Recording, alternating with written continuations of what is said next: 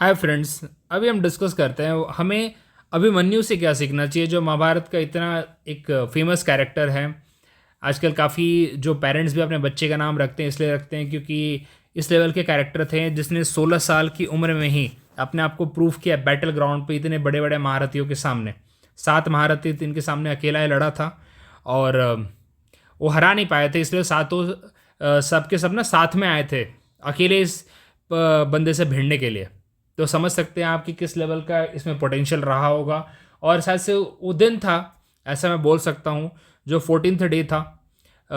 तो इसलिए मेरा ऐसा मानना है, सॉरी 13th डे था, कि काफ़ी कुछ है इनसे सीखने के लिए। ऐसा बोलते हैं इनके बारे में कि इन्होंने बचपन में नहीं, जब ये माँ के कोख में थे तभी इन्होंने चक्रव्यूह कैसे घुसते हैं, 6 द्वार कैसे क्लियर करते हैं, इन्होंने सीख लिया था।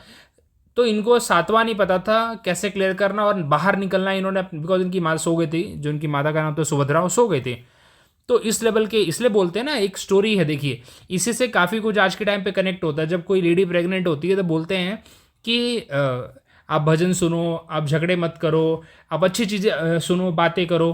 क्योंकि एक स्टोरी फेमस है कि जब ये सुभद्रा के गर्भ के अंदर थे और अर्जुन ऐसे स्टोरी सुना रहे थे कि कैसे चक्रव्यूह से निकलते हैं, तो वो सुन रहा था लड़का जो अंदर था।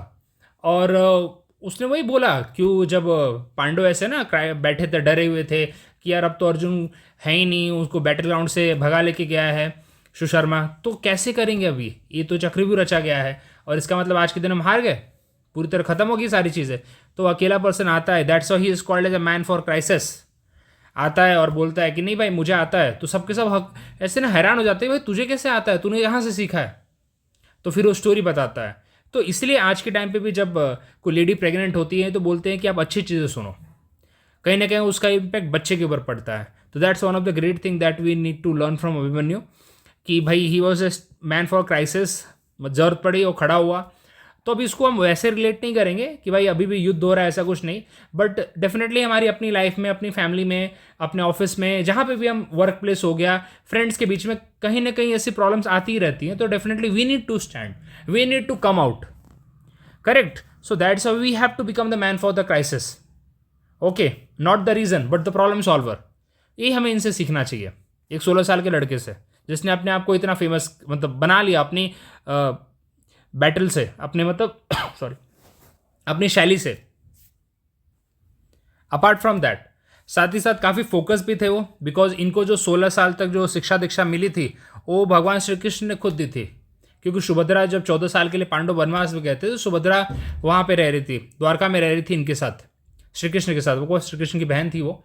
तो श्री कृष्ण ने अपने भांजे को ट्रेनिंग दी थी, तो definitely he was very sharp focus. तो वही हमें भी भाई बचपन में, तो चलो अभी क्या पता हम कैसे रहे हैं, लेकिन जो बच्चे अगर सुन रहे हैं मेरी बात, तो भाई हमें इनसे सीखने की ज़रूरत है। और साथ ही साथ हमारी भी ऐसी उम्र कोई वो नहीं हो गई है। So definitely we have to learn to focus on our work rather than other things. So that is one of the great things that we need to learn. And he takes stand when no one has to dare to. That's the point I'm saying for that जो 14th day का battle था उस दिन पे, जब द्रोणाचार्य ने चक्रव्यूह रचा था। एंड सही बात बताऊँ तो a devoted son what a father desires. Simple सी बात है, ऐसा बच्चा जो भाई मतलब जिसके पास ऑप्शन था कि मैं युद्ध लड़ूँ या ना लड़ूँ, क्या फ़र्क पड़ने वाला है।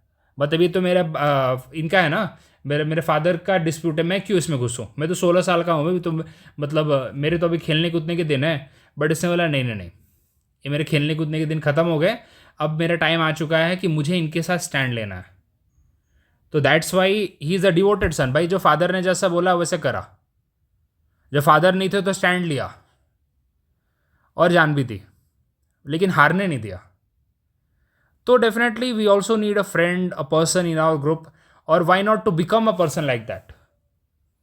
सो that the things we have to learn from him. So thank you very much, इतना ही कहना चाहूँगा इनके बारे में। और भी बहुत सारी चीज़ें आप इनके बारे में निकाल सकते हैं, सीख सकते हैं। बट ये तो काफ़ी इंपॉर्टेंट चीज़ें तो मुझे लगी, जो मुझे कन्वे करना चाहिए आपके साथ, जो हमें सीखने की ज़रूरत है।